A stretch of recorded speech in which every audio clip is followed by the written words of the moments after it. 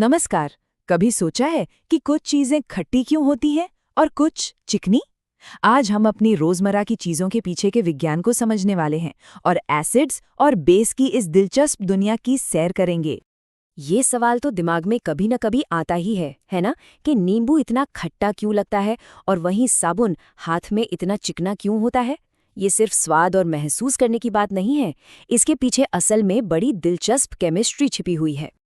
तो ये जो दो अलग अलग एहसास है ना, ये असल में हमें दो बहुत ही पावरफुल केमिकल ग्रुप्स की ओर इशारा करते हैं जो हमारे चारों ओर मौजूद हैं, एसिड्स और बेस। एक हमें खट्टापन देता है तो दूसरा चिकनाहट और कड़वापन। तो चलिए कहानी के पहले किरदार से मिलते हैं, एसिड। आखिर ये है क्या और इसकी पहचान क्या है?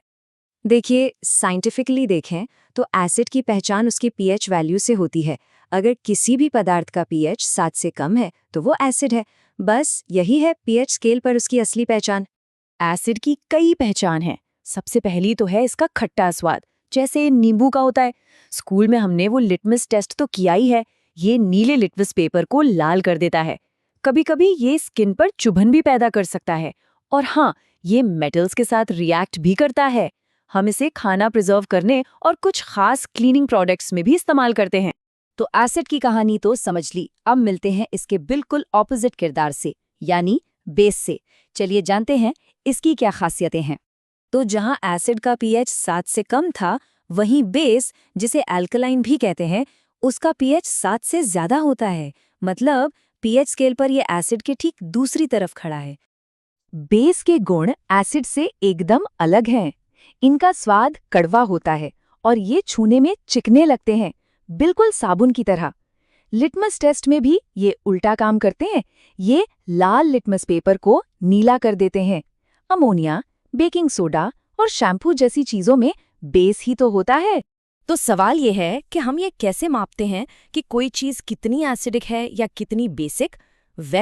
इसके लिए हमारे पास एक खास स्कोर बोर्ड है जिसे पीएच स्केल कहते हैं।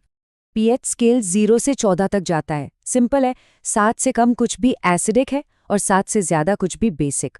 और हाँ, नंबर जितना कम होगा एसिड उतना ही स्ट्रांग होगा और नंबर जितना ज्यादा बेस उतना ही स्ट्रांग। और बिल्कुल बीच में नंबर 7 पर आता है बैलेंस। ये न्यूट्रल पॉइंट है। इसका सबसे अच्छा उदाहरण है शुद्ध पानी, ना एसिडिक ना बेसिक। चलिए अब इस थ्योरी को छोड़ते हैं और देखते हैं कि ये एसिड्स और बेस हमारी रोजमर्रा की जिंदगी में असल में कहाँ-कहाँ छिपे हैं। शुरुआत करते हैं सबसे जबरदस्त एसिड से। ये हमारे अपने पेट में होता है। हमारे पेट के एसिड का पीएच लगभग 1 होता है। ये इतना पावरफुल होता है कि खाने को आसानी से गला देता है। अब स्केल के दूसरे सिरे पर चलते हैं, एकदम आखिर में ड्रेन क्लीनर, जिसका पीएच 14 होता है। एक कमाल का शक्तिशाली बेस है। ये नालियों में फंसी गंदगी को चुटकियों में घोल सकता है। लेकिन ऐसा नहीं है कि सारे एसिड बहुत खतरनाक होते हैं। हमारी सुबह की कॉफी को ही ले लीजिए, इसका पीएच लगभग 5 होता है, यानी ये एक हल्का एसिड है। और ठीक वैसे ही हमारी रसोई में रखा बेकिंग सोडा एक हल्का बेस है, जिसका पीएच करीब 9 होता है। ये बेकिंग से लेकर सफाई तक न जाने कितने कामों में आता है। तो अब तस्वीर बिल्कुल साफ है ना?